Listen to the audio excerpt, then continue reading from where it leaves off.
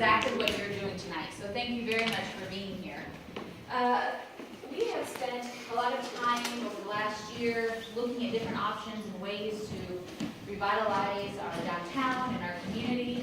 And after several months of public meetings and the online community survey of talking to community members and businesses, city leaders really felt like the Main Street program had the best potential to touch on all of the elements that our community has said that they want us to really focus on. And so we had 15 volunteers step forward to really research the Main Street program and then work on the application process itself. So I would like to introduce to you your Downtown Coon Rapids group. We have Quinn Werzer. Well, actually, I'll let you guys introduce yourselves. Quinn Werzer. Joe Stitz. Savannah Peak. Brian Steinberg. Julie Wadette. Dwayne Esdor. Caleb Poole. Kristen Jackson. Al Schroeder. Great. You guys want to come up here? Out. You guys want to come up here so you can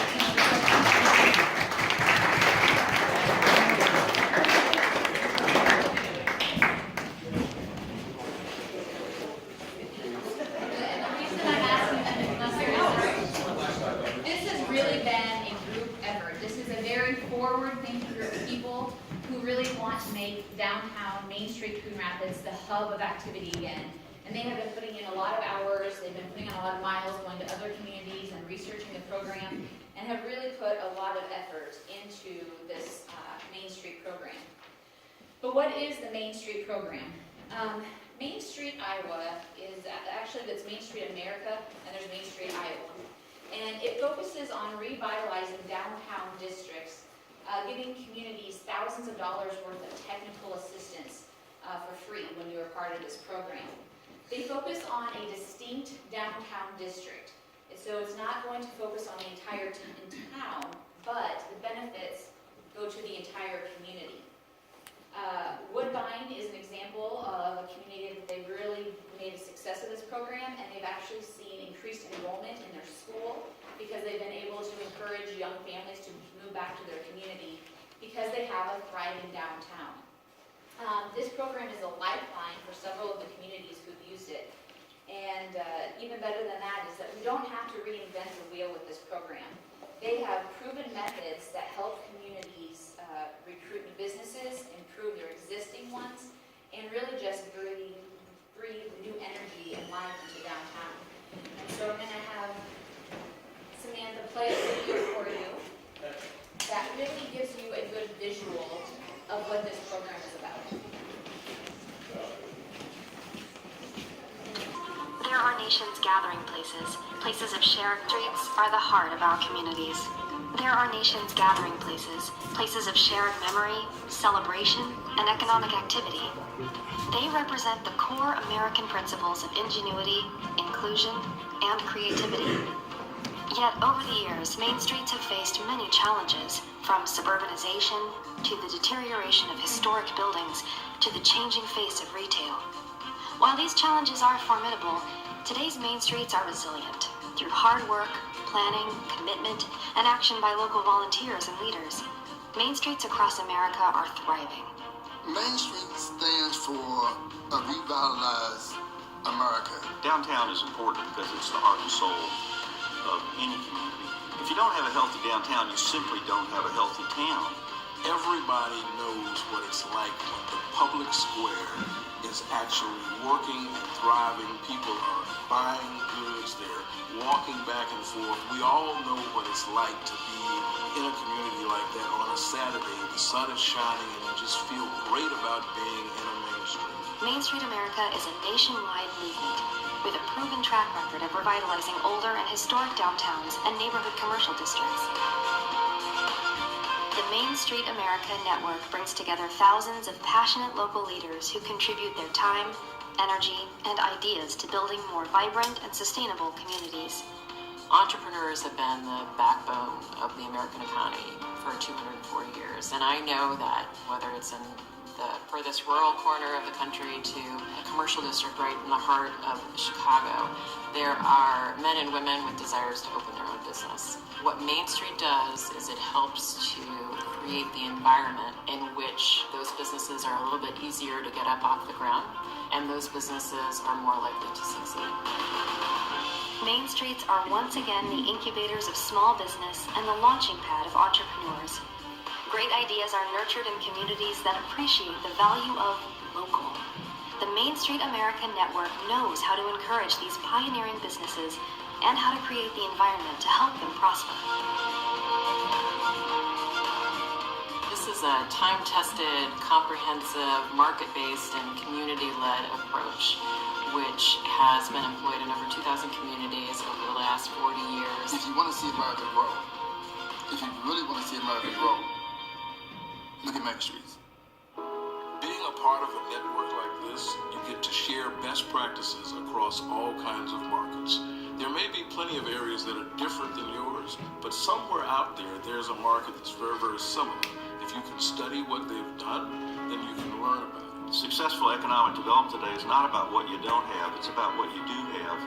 And one of the things that Main Street has done is made people aware of what the value of downtown historic buildings and how a small incremental approach to redevelopment can be the best approach. Too many communities for years thought economic development was all about the one big thing. But successful economic development is much more frequently about lots of small things working synergistically together off of a plan that makes sense. And so Main Street at its core is about creating a plan for the future. Today, people are seeking out communities with character and places where they feel connected. Main Street America downtowns and districts are places to raise families, start new businesses, build community, and forge the future.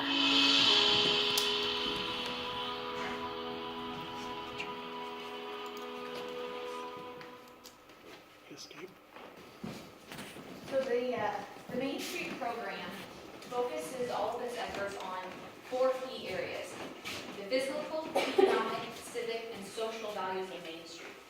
So let's start with the physical value. How can they help us improve the physical value of our downtown district?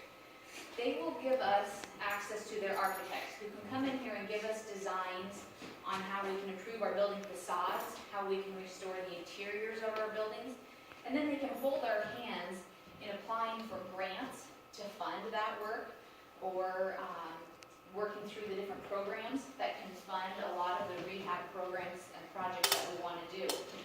And we posted a lot of pictures inside the NAPA building today to give you examples of what some other communities have done. Because really the key to improving your downtown district really lies in our physical resources. And why would a business invest in Coon Rapids or a new entrepreneur if we don't first invest in our community? And that's really at the heart of this program, is we need to invest our time and our resources to make this a place that businesses can easily set up and they can thrive. And that's really how we need to look at business recruitment. It's about providing these new businesses a good start for their future. A good example is Guthrie Center. At the beginning of their Main Street program, they found a vacant building that they decided was going to be their first project. By the time they had finished rehabilitating it, they already had a business lined up to go into that space. So they were able then to sell that building to that new business and invest that money in their next vacant building. And they have done that time after time, where they rehab the building, and before they're done, a new business has already set up shop there. So we're just going to go through some different examples. Jefferson. This is an example of a facade rehab. This is Dock Stadium, before and after.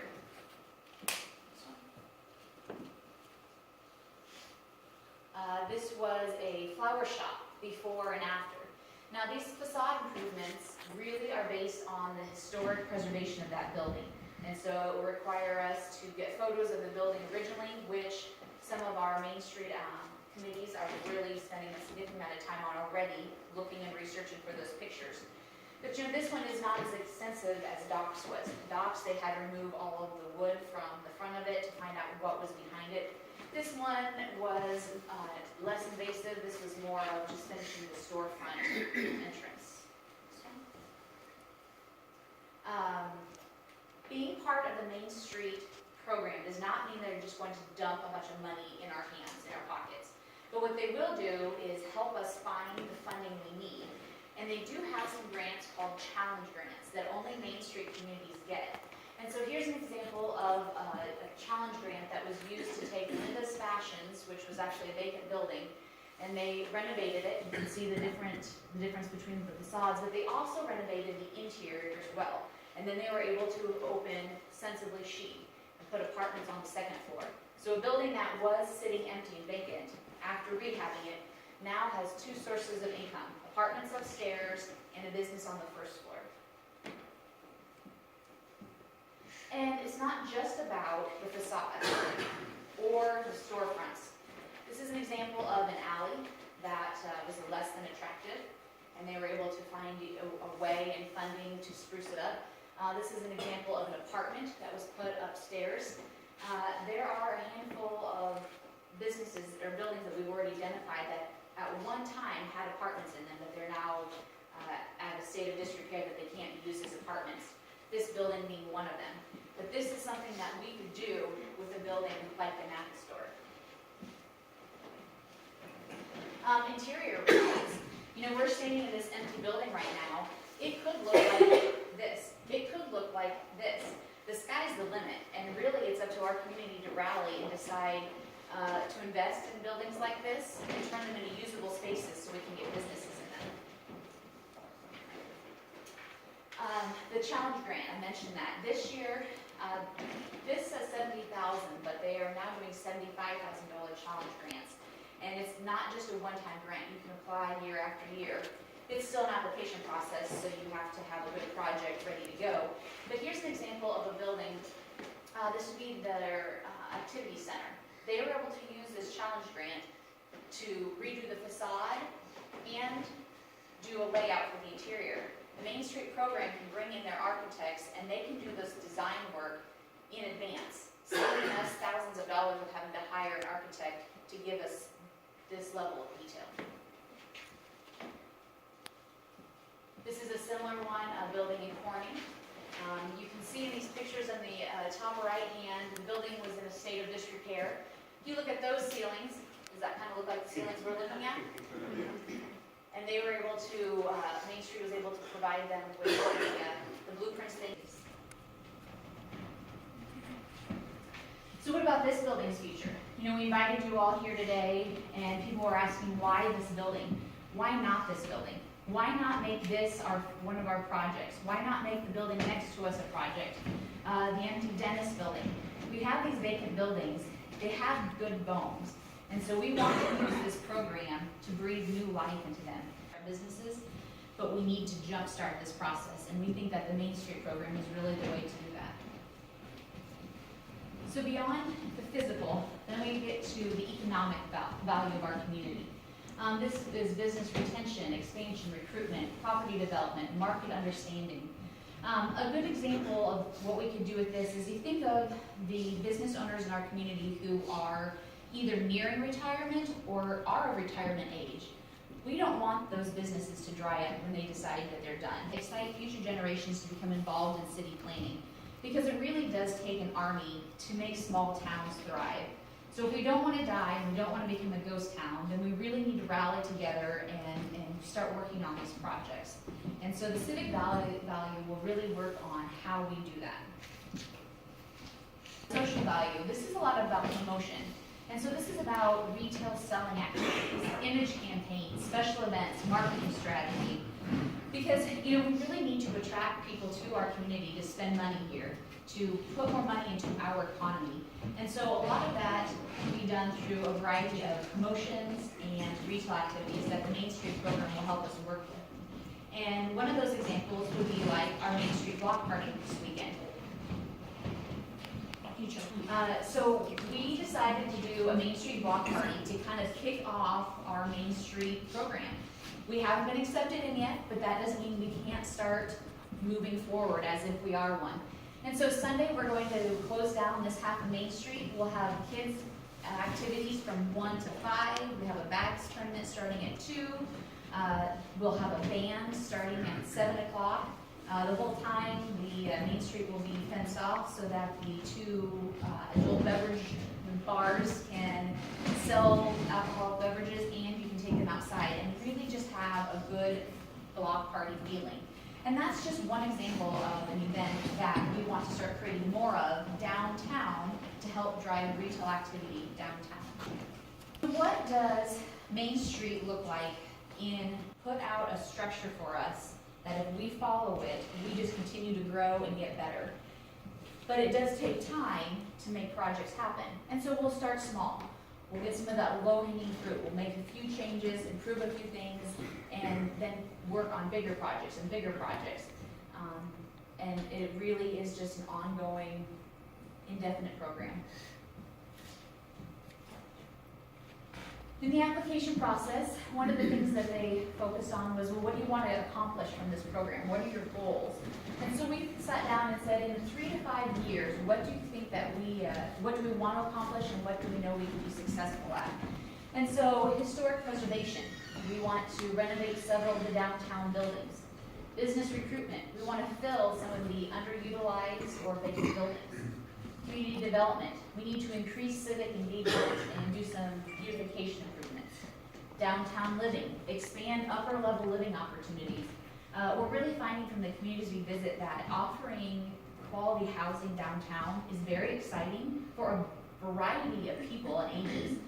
It's not just young people who want to live in them. We were at one community where they said their snowbirds sell their homes, so now a new family takes their homes, but they keep an apartment here for the majority of the year, but in the winter months, they go south.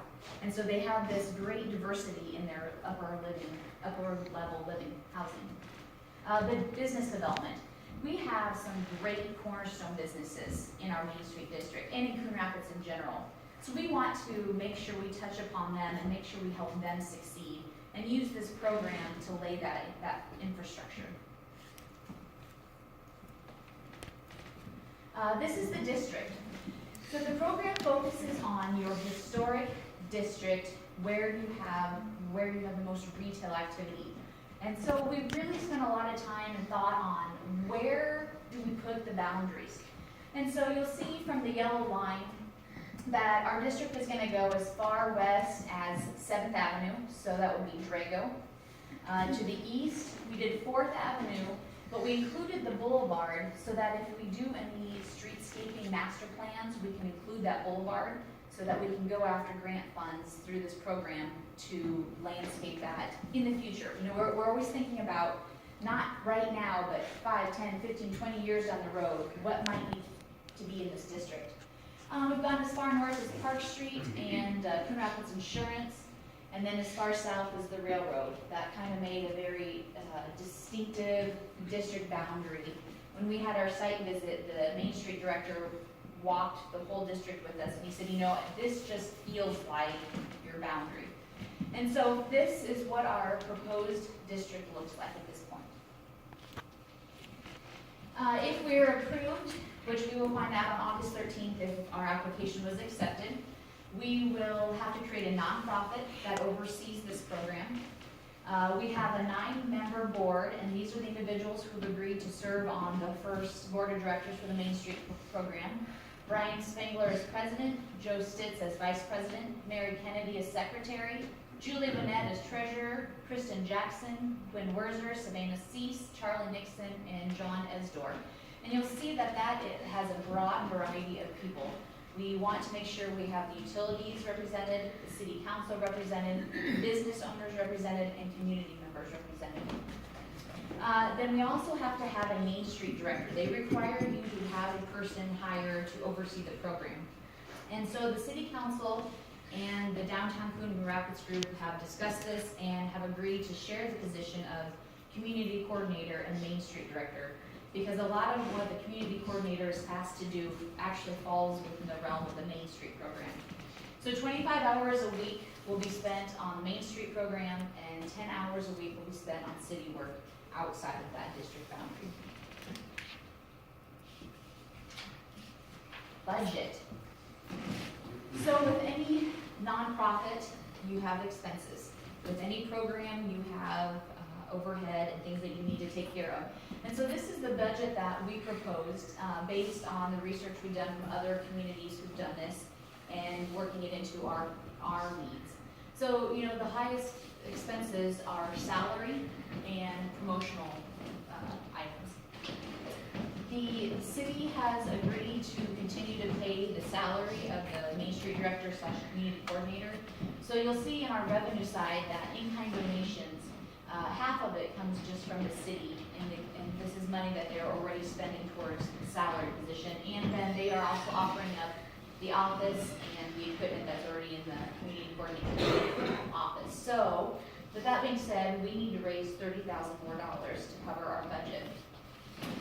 In applying for this program, they require us to have 3 years worth of a budget already secured.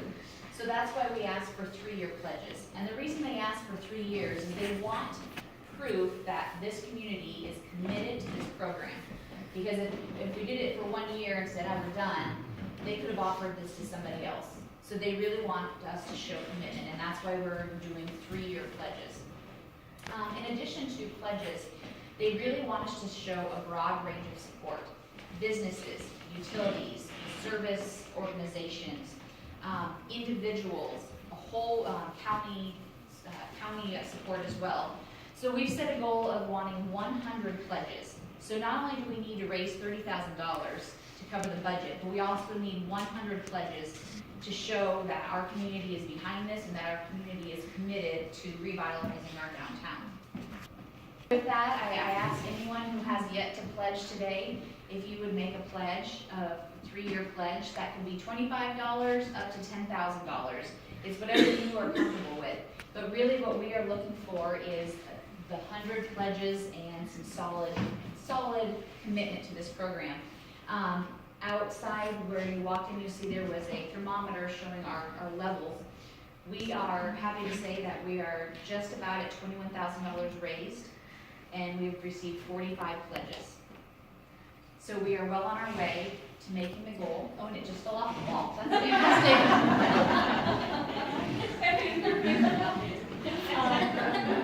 But we do need those It's pledges. heavy, that's why it's going.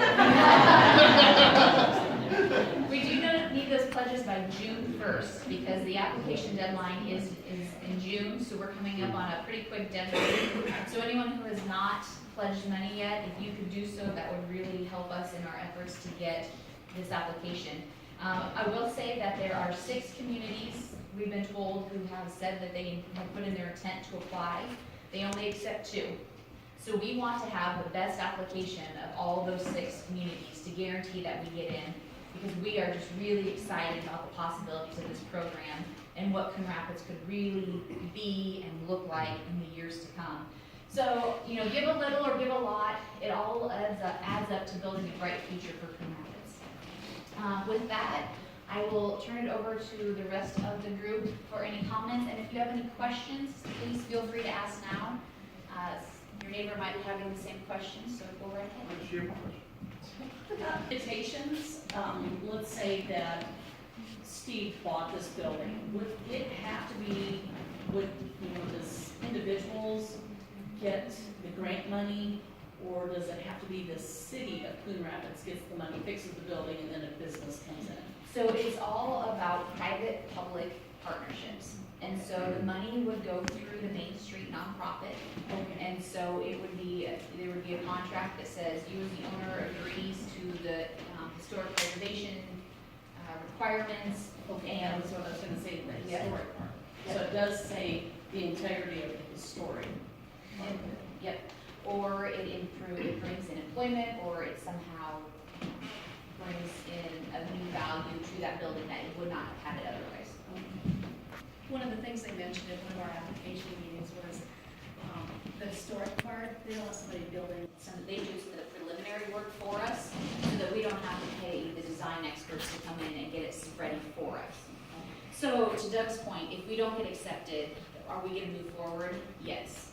It is just gonna be a little bit longer process, and it'll just be some more upfront costs, because we'll have to have design professionals come in and help us with some of these things. And we'll have to pay for those services, whereas with the Main Street program, they provide it to us for free. When we visited Avoca, they had privately funded this kind of architects, engineers, they spent tens of thousands of dollars to do it. Then they became a Main Street Iowa program and got it all for free. They did it backwards and they regret it. We'll stick around if you feel more comfortable asking questions on a one-on-one basis. Grab anyone in this group, and thank you very much for your time tonight. Okay, yes. The other day, of course, I'm not able to do loud work, but I was on Facebook and your ad was on there, you know? So I challenged my class in 1956 to remember all the good memories they have here. Thank you very much. Maybe other classes could do that too, you never know. Well, they got some pretty wealthy ones out there, they just don't.